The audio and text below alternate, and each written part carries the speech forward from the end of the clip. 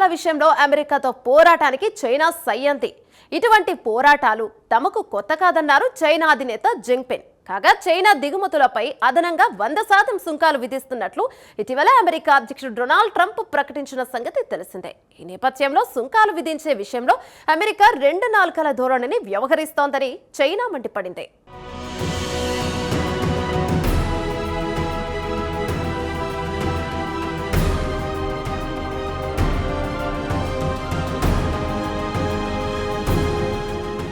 America China మధ్య మరోసారి సుంకాల యుద్ధం ప్రారంభమైంది. చైనా దిగుమతులకు సంబంధించి అదనంగా 100% సుంకాలు విధిస్తున్నట్లు ఇటీవల అమెరికా అధ్యక్షుడు డొనాల్డ్ ట్రంప్ ప్రకటించిన సంగతి తెలిసిందే. ఈ నేపథ్యంలో అమెరికా తీరును చైనా దుయ్యబట్టింది. ప్రపంచ దేశాలపై సుంకాలు విధించే విషయంలో అమెరికాకు ఎటువంటి ప్రామాణికాలు లేవని చైనా అధినేత జింగ్పింగ్ మండిపడ్డారు. 100% 2 నాల్కల ధోరణితోనే అమెరికా ఎడాపెడా సుంకాలు విధిస్తోందని నిప్పులు చెరిగారు.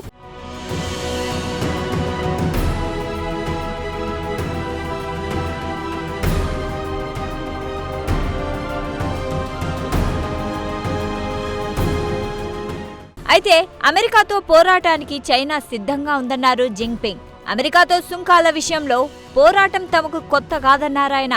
అమెరికా అధ్యక్షుడు డొనాల్డ్ ట్రంప్ తీసుకుంటున్న నిర్ణయాలు చైనాపై ప్రతికూల ప్రభావం చూపే అవకాశాలున్నాయంటున్నారు జింగ్పింగ్. అయితే సహజంగా ఇతర దేశాలతో సామరస్యక సంబంధాలు తాము కోరుకుంటామన్నారు. అయితే అవసరమైతే ఎవరితోనైనా పోరాటాలు చేయడానికి చైనా వెనకాడదన్నారు. ఇందుకు అమెరికా కూడా మినహాయింపు కాదన్నారు జింగ్పింగ్.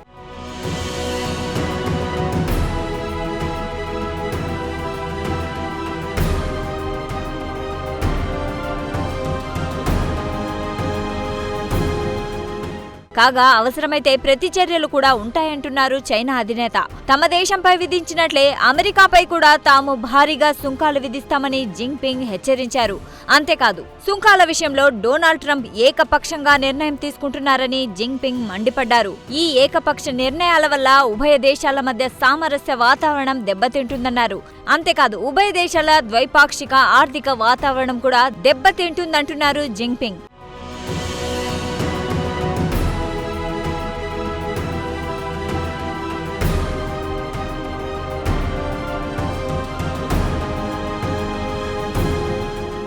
కాగా అమెరికాకు అరుదైన ఖనిజాల ఎగుమతులపై చైనా ఇటీవల ఆంక్షలు విధించింది. ఈ ఆంక్షల విధింపును డొనాల్డ్ ట్రంప్ తప్పుబట్టారు. అంతేకాదు ట్రంప్ మహాశయుడికి తీవ్ర ఆగ్రహం వచ్చింది.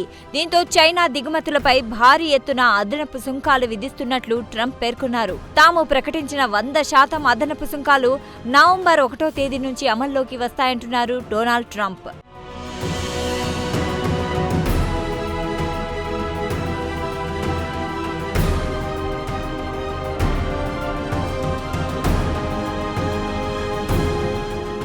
కథ అక్కడితో ఆగలేదు. చైనా తీసుకునే చర్యలపై ఆధారపడే అమెరికా తదుపరి నిర్ణయాలు ఉంటాయంటున్నారు డొనాల్డ్ ట్రంప్. కాగా అమెరికా చైనా 2 ప్రపంచ దేశంలోనే 2 అతిపెద్ద ఆర్థిక వ్యవస్థలు. ఈ సంగతి అందరికీ తెలిసిందే. కాగా గతంలో కూడా అమెరికా చైనా మధ్య కొంతకాలం వాణిజ్య యుద్ధం నడిచింది. ఈ నేపథ్యంలో ఉభయ దేశాల మధ్య వాణిజ్య చర్చలు కూడా జరిగాయి.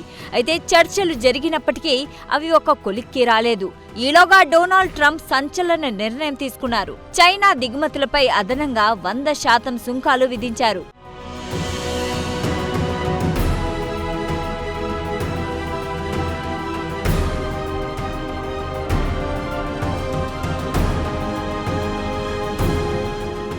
మేక్ అమెరికా గ్రేట్ అగైన్ ఈ నినాదంతోనే రిపబ్లికన్ పార్టీ నేత డొనాల్డ్ ట్రంప్ అమెరికా అధ్యక్షుడు అయ్యారు.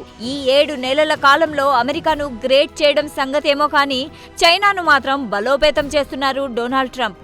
సుంకాల దెబ్బతో అమెరికాకు దూరమైన దేశాలన్నీ ఇప్పుడు చైనాకు అండగా నిలుస్తున్నాయి. 2 రోజుల పాటు జరిగిన షాంఘై సహకార సంస్థ శిఖరాగ్ర సదస్సు విజయవంతం కావడమే ఇందుకు నిదర్శనం. ప్రపంచ రాజకీయ పటంపై చైనా ఒక శక్తివంతమైన దేశంగా అవతరించడానికి షాంఘై సదస్సు ఒక వేదికగా నిలిచింది. గతంలో చైనాతో విభేదాలున్న దేశాలు కూడా ఇప్పుడు బీజింగ్ వైపు ఆసక్తిగా చూస్తున్నాయి. అమెరికాకు ప్రత్యామ్నాయం చైనాయే అంటున్నాయి. ఇందులో భారత్ కూడా లేకపోలేదు. భారత్ చైనా మధ్య కొంతకాలంగా విభేదాలున్న మాట వాస్తవం. 5 ఏళ్ల కిందటి గాల్వానా లోయ ఘర్షణల తర్వాత 2 దేశాల మధ్య సంబంధాలు తీవ్ర స్థాయిలో దెబ్బతిన్నాయి. అయితే సదరు విభేదాల గురించి భారత్ పట్టించుకోవాల్సిన సమయం ఇది కాదు. అందుకే పాత గొడవలను మర్చి చైనాకు జై కొడుతోంది భారత్.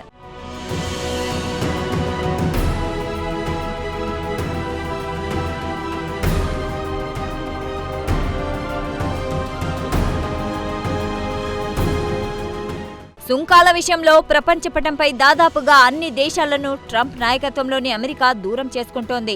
ఇక్కడ ఒక విషయం గమనించాలి. భారత్పై 2 దఫాల్లో మొత్తం 50% సుంకాలు విధిస్తే పాకిస్తాన్పై మాత్రం 29% సుంకాలను 19%కి అమెరికా ప్రభుత్వం తగ్గించింది. ఇక్కడ యూరోపియన్ దేశాల గురించి ప్రస్తావించుకోవాలి. దాదాపు 40 సంవత్సరాల నుంచి అమెరికాకు అండగా నిలిచింది యూరోపియన్ యూనియన్. అంతేకాదు, డొనాల్డ్ ట్రంప్ రెండోసారి అధ్యక్షుడు అవ్వకముందు వరకు అంతర్జాతీయ రాజకీయాల్లో అమెరికాకు యూరోపియన్ సమాఖ్య గట్టి మద్దతుదారు. అమెరికా కన్నుసన్నల్లో యూరోపియన్ దేశాలు నడిచేవి. ఒక్క మాటలో చెప్పాలంటే యూరోపియన్ దేశాలకు అమెరికా ఒక పెద్ద దిక్కుగా వ్యవహరించేది. అయితే ఇప్పుడు పరిస్థితులు మారాయి. అమెరికాతో ఢీ అంటే ఢీ అంటోంది యూరోపియన్ సమాఖ్య. ఇదంతా డొనాల్డ్ ట్రంప్ చేతులారా చేసుకున్నదే. ఏది ఏమైనా అమెరికా అధ్యక్షుడు డొనాల్డ్ ట్రంప్ అమ్ముల పొదిలో సుంకాలు ఒక ఆయుధంగా మారాయి.